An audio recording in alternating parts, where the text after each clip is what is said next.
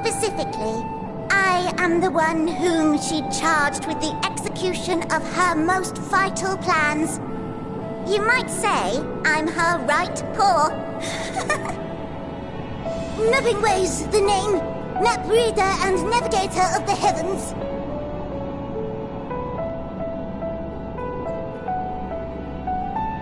Pleasure to meet you all, but I'm still trying to make sense of this.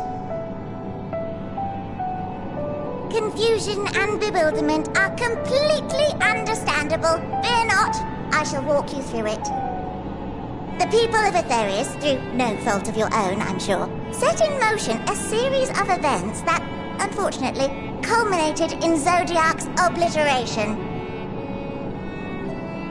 Acutely aware of the imminent crisis, your parents sent you little ones on ahead while they began the necessary preparations.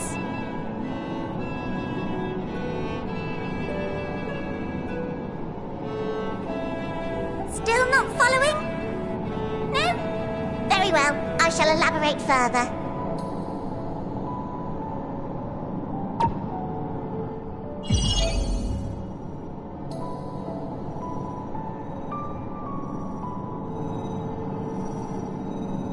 Here, we have Aetherius, your home, and the moon, where we are now. Without Zodiark around to keep things lively, so to speak, the celestial currents of the star have doubtless begun to degrade. A calamity of apocalyptic proportions will be visited upon Aetherius, bringing an end to all life. Very sad, that.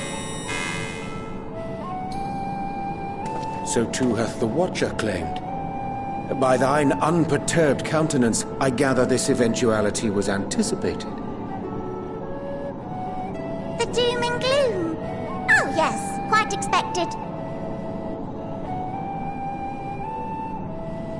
Imagine, if you will, that Aetherius is a delicious carrot that I've forgotten to eat and left out in the midday sun. The most earnest wishes or prayers will not stop it from rotting to the core. So sadly, there's nothing to be done but to abandon said carrot, Aetherius, in case the metaphor is lost on you, to its grisly fate. And this moon will serve as the vessel to deliver us to a new home. Just so! We will gather up as many people, supplies, and resources as our stores will hold. And then, once everyone is aboard, it's off to another star.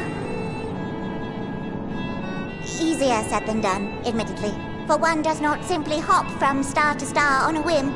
Which is precisely why we've spent countless years constructing the most propulsive of propulsion systems. We ought to make it to our destination in 2 shakes of a rabbit's tail.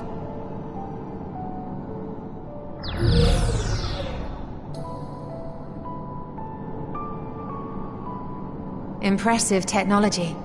I dare say it is beyond anything we have ever seen.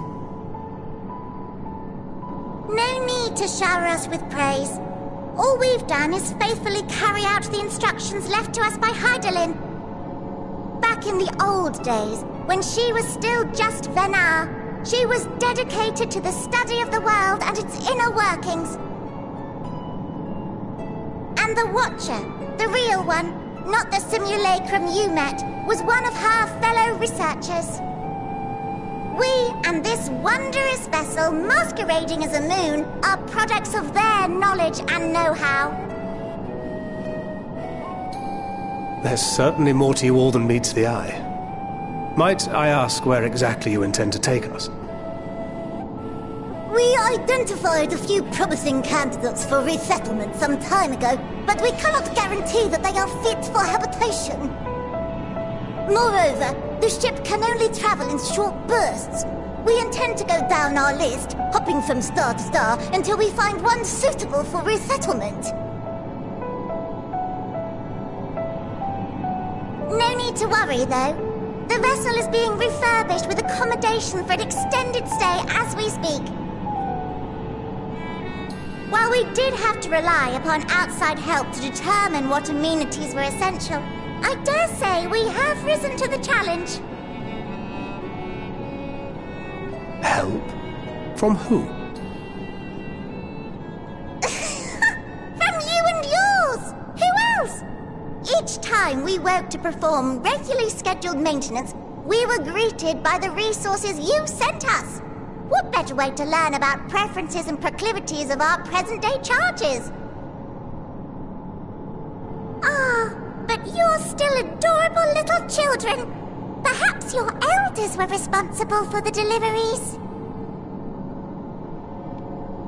I'm not sure what led you to conclude otherwise, but I can assure you that we are all grown men and women. And I very much doubt my elders know this place exists, much less how to send you so much as a Starlight missive. What?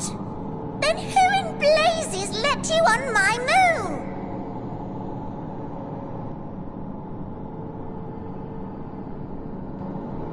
Hydaelyn herself led you here.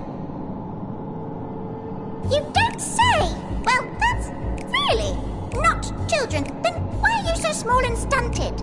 Like little baby carrot people. Well, Amarotines were a great deal taller.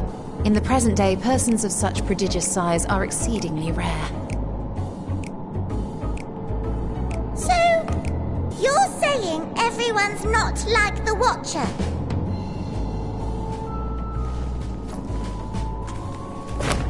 Oh, confound it all! Someone could have at least scribbled a note about your profound miniaturization. That tome in thy possession. Oh, this? One of the first books sent to us.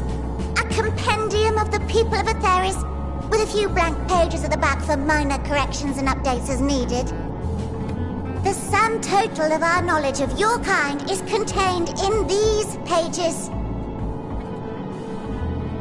I thought it was abridged and made small for our benefit, but this isn't a regular-sized book, is it?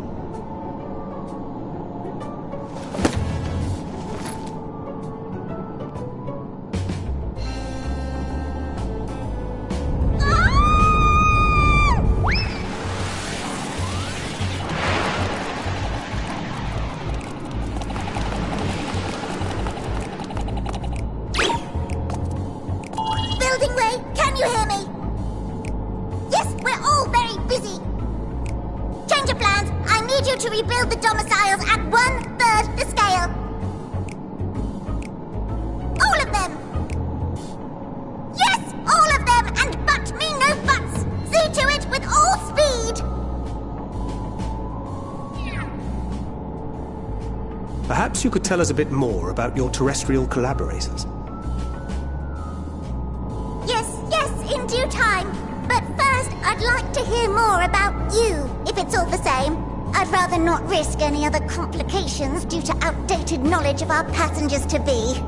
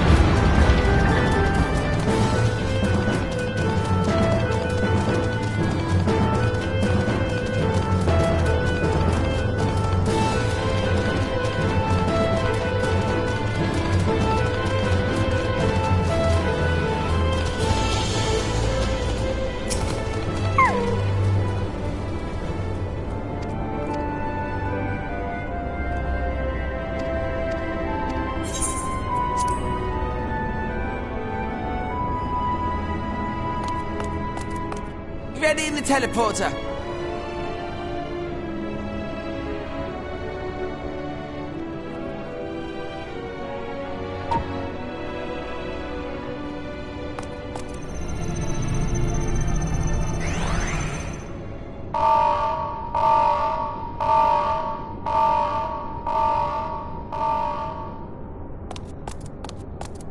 Huh? Access to living quarters restricted due to reconstruction. Then where is it? Oh no!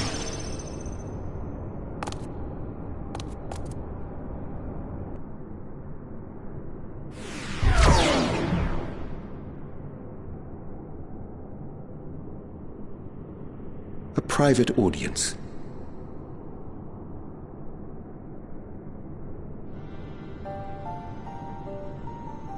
Just a precaution. I'd rather I didn't have to ask the question at all, but I take my responsibilities very, very seriously. Do you and your friends, by any chance, find our accommodation wanting? Be honest, brutally even. It would be ungracious of me to belittle the efforts of thee and thine. Lovely sentiment, really. But the disappointment is writ plain on your comrades' faces. It's all the more frustrating since no one will come out and say what they find wanting.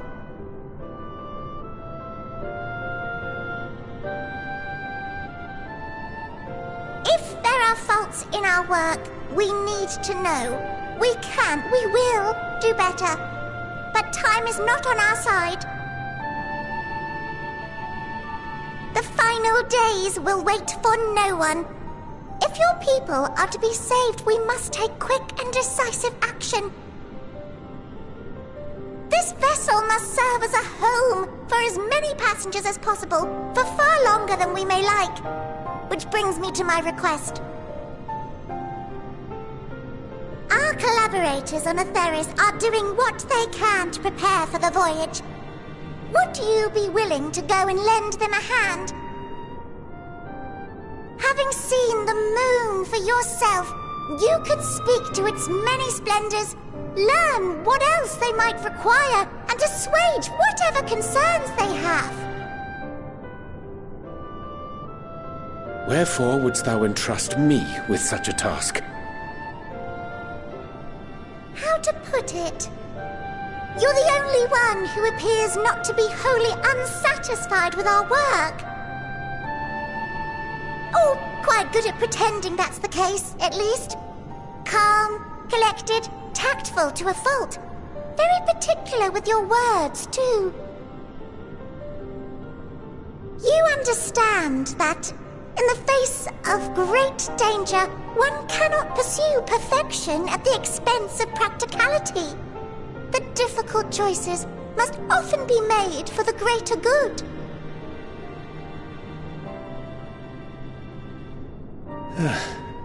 And so fate doth conspire to set my feet upon this path once more. Come again?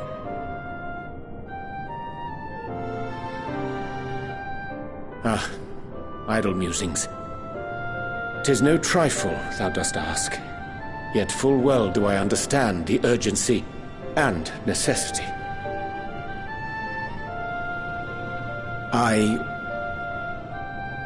Oh, dear me!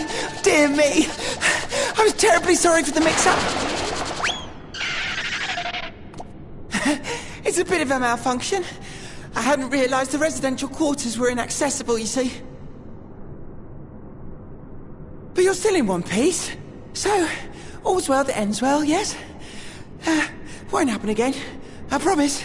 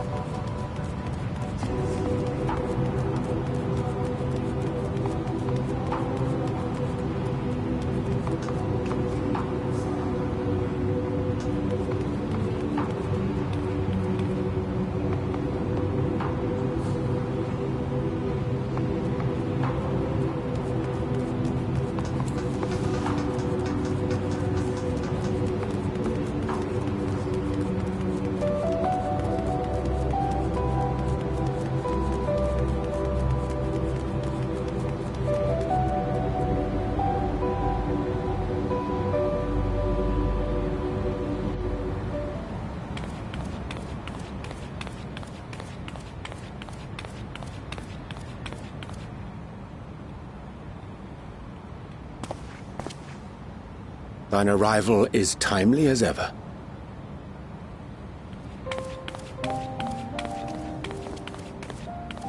Thou didst chance to overhear my conversation with Livingway, I presume?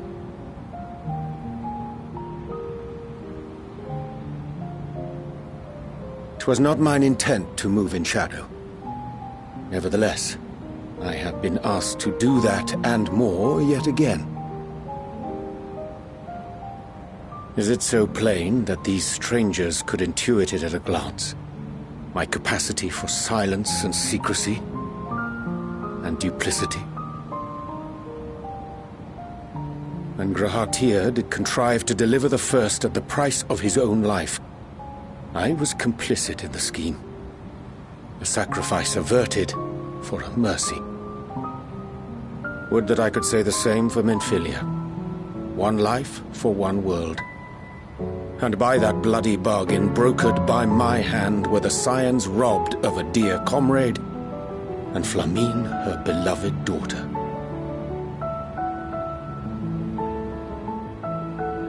Two souls, whose selflessness was beyond measure, whose resolve was unshakable. They would not be moved even had I thought to protest. But protest I did not. Far from it. I pushed them forward. No effort did I make to seek out alternatives, ones that would not demand such terrible costs. That resignation weigheth heavy on my mind, as does the memory of another lost to mine inaction. Dearest Moonbringer, who did face death unflinching, that we might secure a means to bring low the Ascients.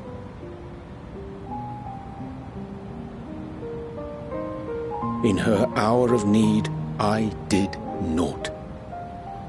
Dutiful disciple of Louisoix, ever looking to the greater good. Had I shut mine eyes and bid her live instead, mayhap she would be with us today.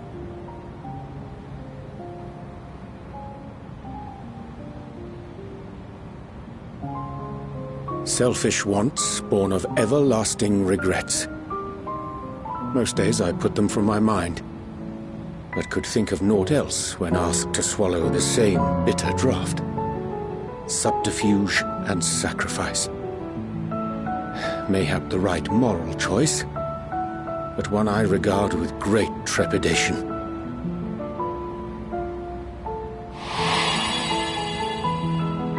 The calamity of Amarot was a tragedy beyond reckoning, one which must never again come to pass.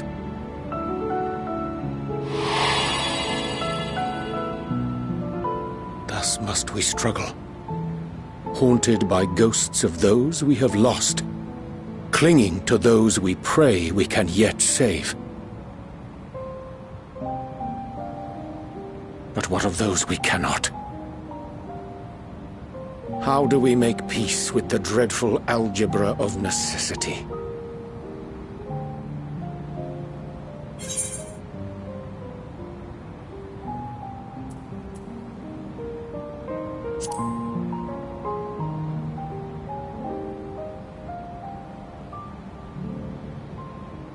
"'Tis a comfort to know we are of like mind in that regard. Strange. Scarcely can I remember when last we spoke alone, and so candidly.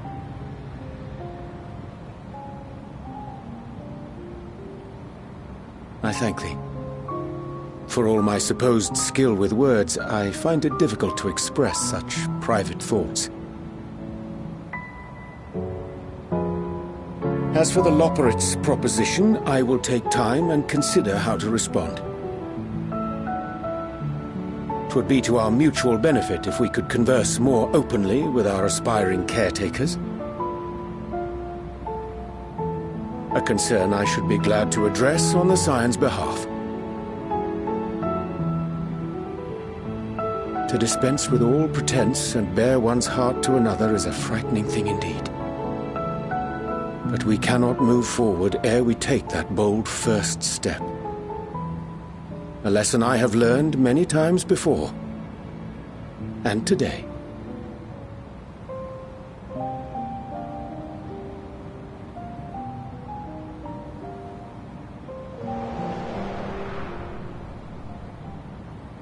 What are they saying? Curse these ears! I've heard bugger all! No matter. We've got our plans.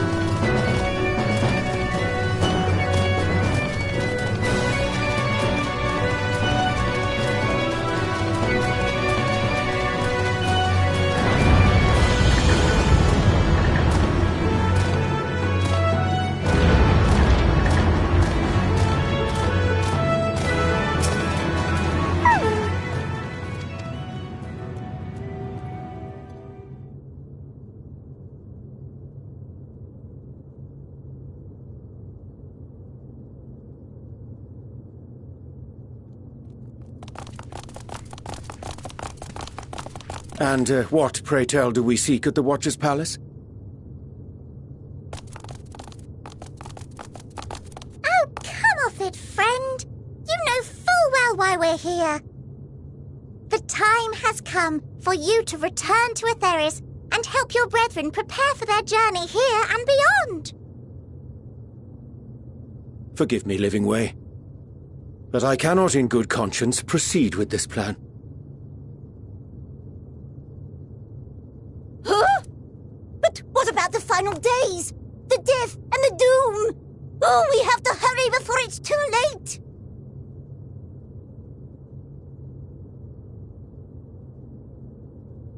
Your unflagging commitment to your duty is endearing, to say the least.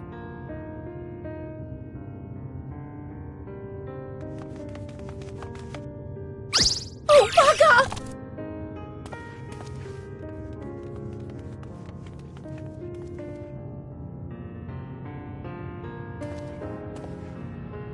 Be at ease.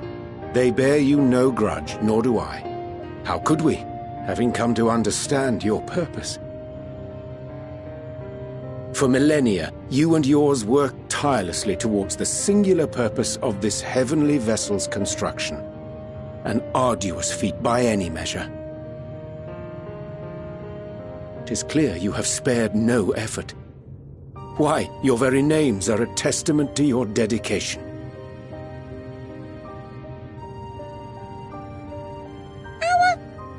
Our names? I'm not sure I understand what you're getting at. Names are an expression of the self, a declaration of one's hopes and aspirations.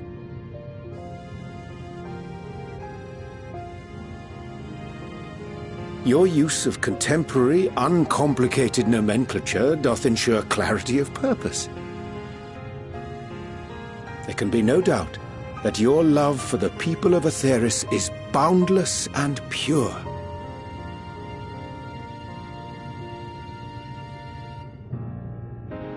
Yes! A most mellifluous phrasing! We Loperids were born of Hydaelyn's love for Atheris. That shining, shimmering blue jewel, brightest star in the sky, brimming with life and possibilities. For as long as I can remember, I've toiled in anticipation of the day when this vessel might be needed.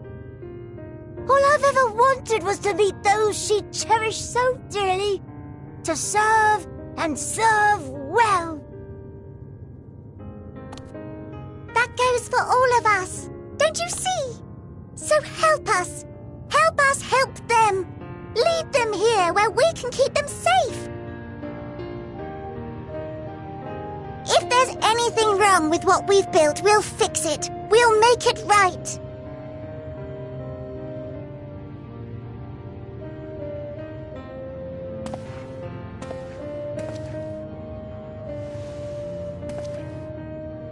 Your works want not for repair.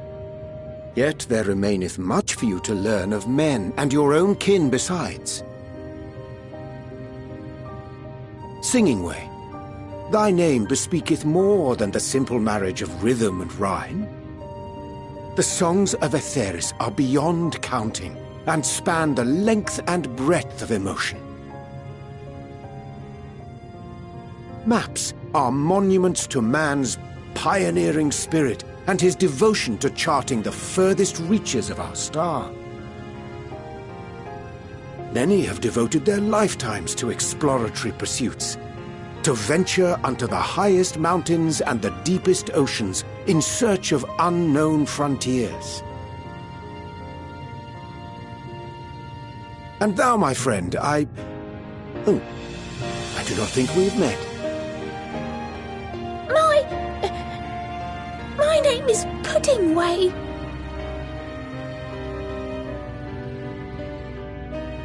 Puddingway? Yes, indeed. A name of deep and abiding significance, I'm sure, but one perhaps better communicated through delicious deeds than tasteless words. A judicious application of Fey magics at a later juncture may be appropriate.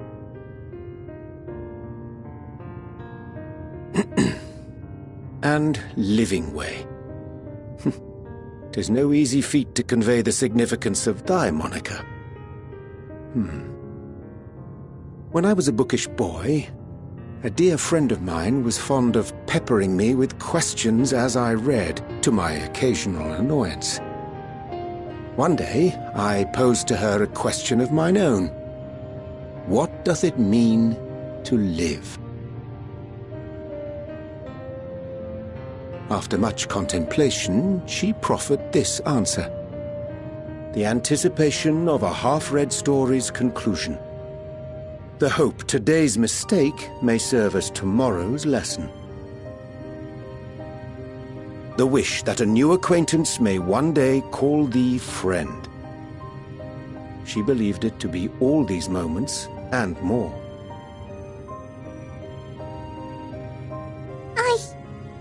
I want to understand, but... I, too, still labour to find mine own answer. 'Twould be my pleasure to assist you and yours in embarking on a journey of self-discovery and enlightenment.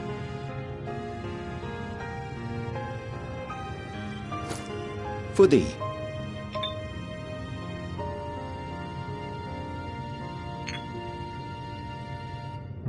Ink as blue as the waters of Aetheris.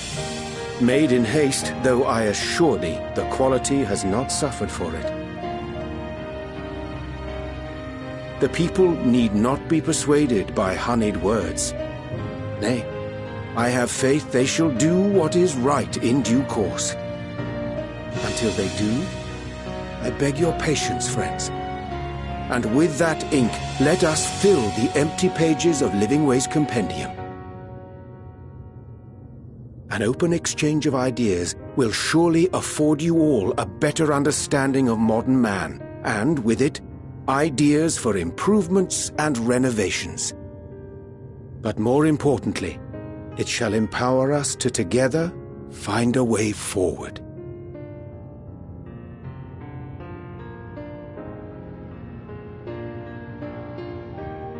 I hope you're right. Thank you for this lovely gift.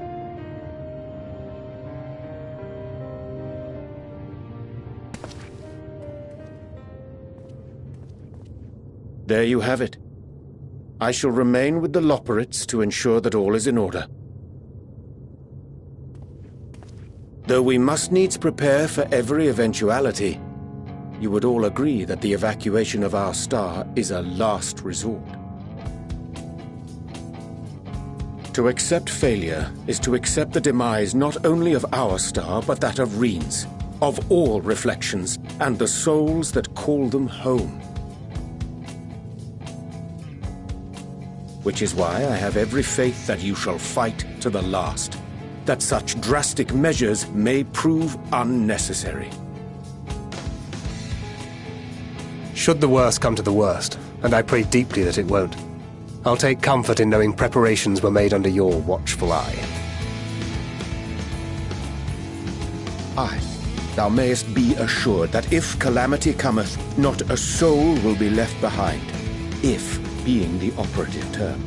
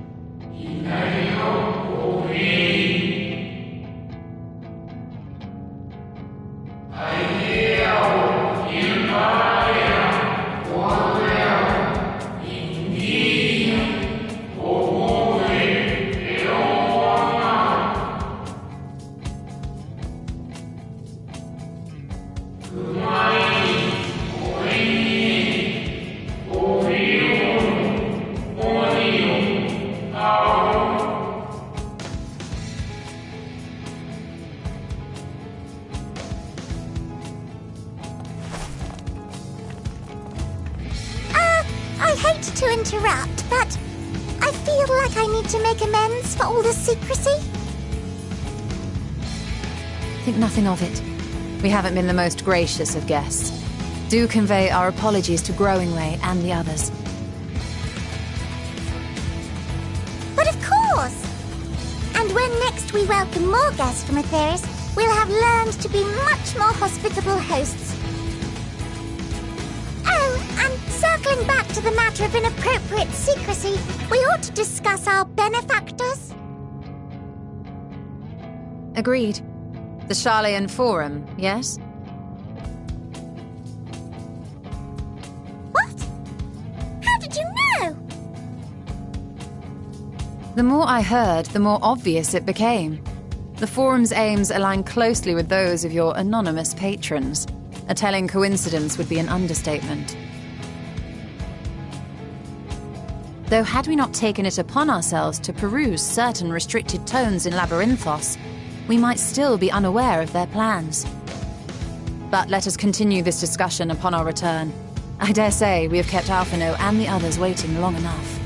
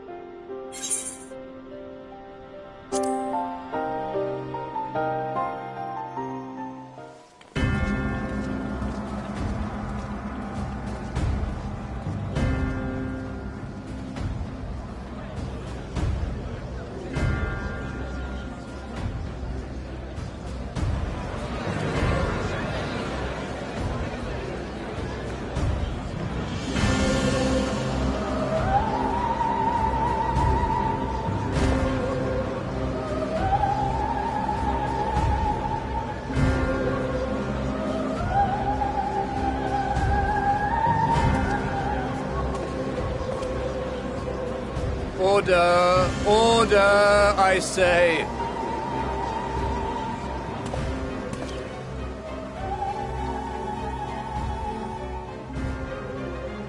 I thank you all for gathering here on such short notice. This day we must speak of grave affairs and their implications for the future of Sharlayan, nay, of this very star. Said affairs concern all citizens, and so we have called for a public assembly.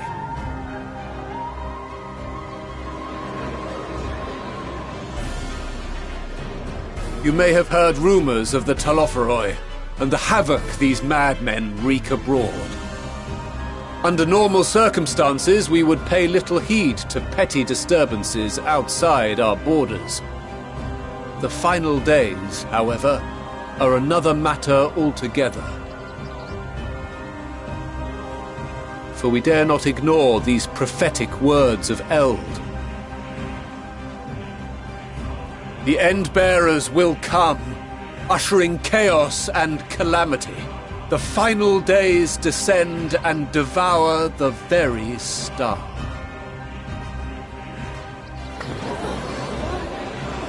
I've never heard this prophecy. Is it true? Will all that really happen? Calm yourselves. The time has come to speak of the Forum's most sacred duties. But first...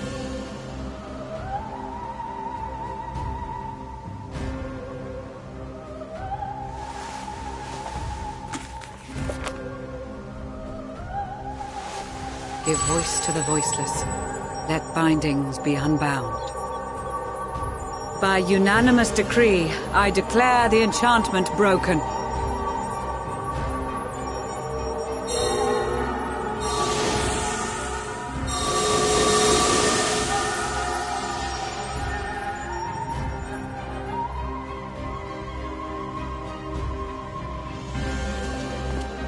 Master Leveilleur, if you would. Very well.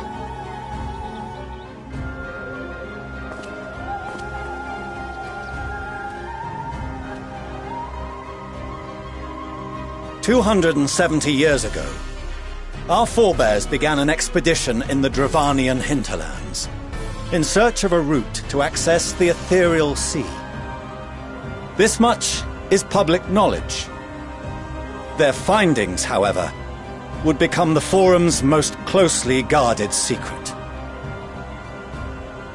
What those researchers discovered in the hinterlands was not a passage unto the Ethereal Sea, but the very heart of our star, and Hydaelyn herself. She spoke to them of a calamity that would extinguish all life, and of a means by which we might be spared. The moon. 'Tis in truth a gargantuan vessel built to serve as sanctuary for her children and deliver them from this doom. Much like Nunkref's hope in ages past, it will bear the people of a world in the throes of death to a new home. Needless to say, this will be no small undertaking. To facilitate the great work, the Forum has maintained close contact with the servants of Hydaelyn, who presently reside on the moon. Convinced that the foretold end was all but inevitable, we began amassing a wealth of knowledge, not merely for the betterment of our nation, but in preparation for the journey to come. You reveal this to us now? By the gods, how long do we have?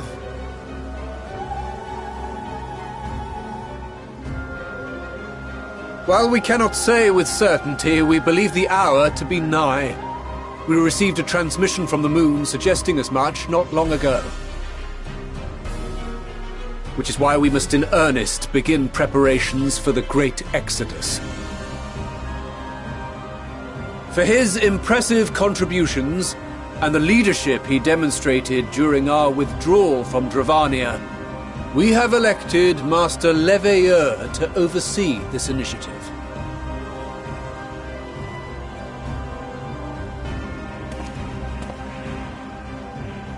Fellow scribes and scholars, my countrymen, we face a threat of unprecedented scale. We must challenge the trials before us with composure and conviction if we are to find salvation. The wisdom of Sharlayan has ever been a shining beacon in the darkness, and so it shall continue to be. It is our solemn charge to see our heritage preserved for future generations. For those who will come after, we will brave a new frontier.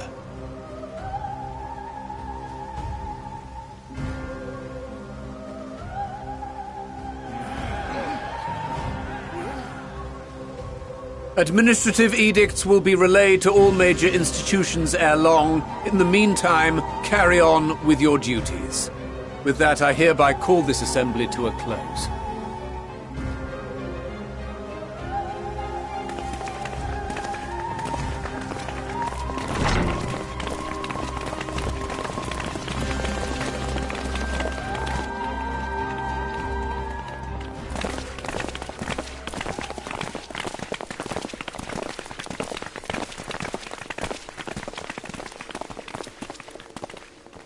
Do you remember what Mother told us when we visited home? That it wasn't until after we were born that Father seemed to lose himself in his work.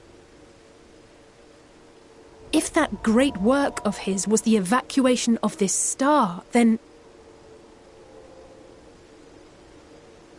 Yes. It wasn't for his benefit.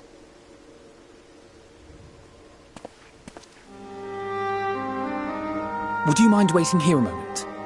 I wish to speak with Father before we leave.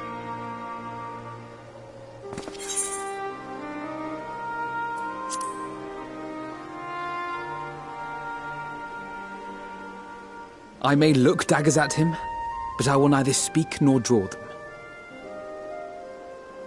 If it's all the same to you, I have a few choice words to share with Father as well.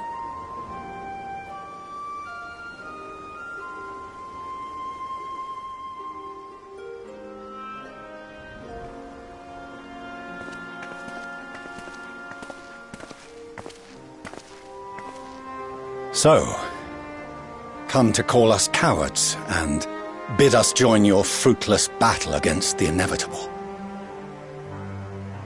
Nay, we do not object to the Forum's proposal. On the contrary, those who wish to flee have every right to do so. Urianger is cooperating with your associates on the moon to ensure that all is ready should evacuation be our only recourse. Then whatever your business, I suggest you be brief. Though we cannot boast the boundless wisdom of Sharlayan, we have first-hand knowledge of foreign cultures, and have conversed with no small number of peoples. These experiences have taught us fundamental truths that cannot be recorded in any tome, nor charted on any map. The beating heart of this planet is its people, many of whom would give anything, even their lives, to protect the lands they love. Many may choose to join you in the end. But what of those unwilling or unable, for whom escape will never be an option? What would you have them do? To ignore the plight of those one might conceivably save is not wisdom, Father. It is indolence. This is why we choose to fight. We'll not ask for your understanding, Father. Only that you don't turn a blind eye to the good we have done. That we can still do. We're not children in need of protection. Hold fast to your principles and let the world burn if it please. But we believe there is still another way. And if there is, we will find it. You see if we don't.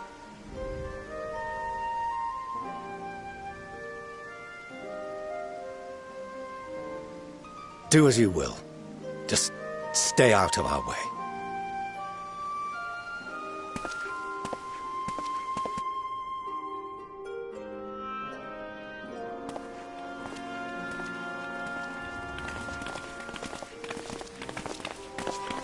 Were he not so consumed with self-righteousness, he might tell you how proud he is of you both.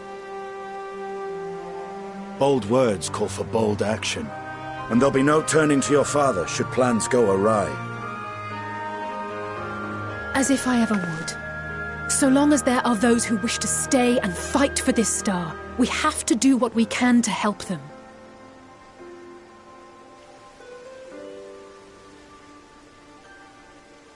And if we're to do that, we'll need to be well rested. Wouldn't you agree? And having triumphed over what we once thought to be the source of all evil, I can think of no one in greater need of at least a dozen winks.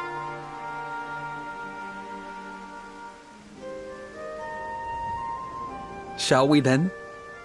To the Annex, to prepare for tomorrow.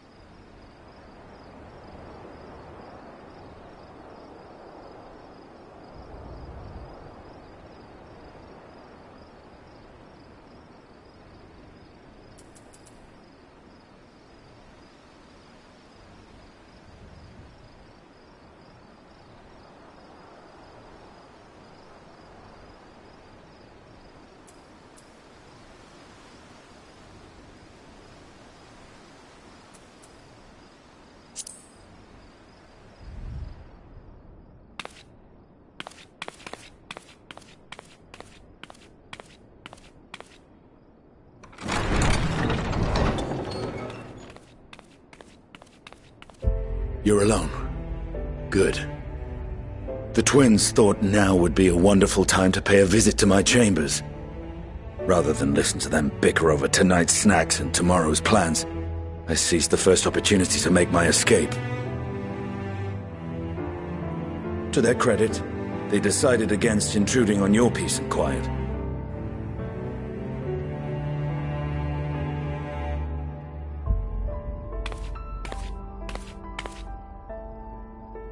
Can all be a bit exhausting at times, can't it? I wasn't sure what to make of you at first. During the Dragonsong War, how quick you were to take up a cause not your own. But I came to see that is simply the way of you and yours. I will not pretend to understand this talk of ancient primals and the final days. But I trust in your judgment and choose to believe in your cause.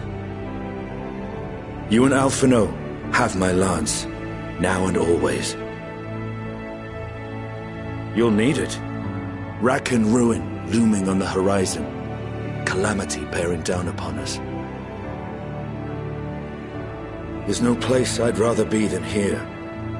Standing shoulder to shoulder with friends on the front line. So do not hesitate to send me against your enemies. I'll make them rue the day they met me. Now, if you'll excuse me, I could do with a little air. If Alphinaud asks, I was never here.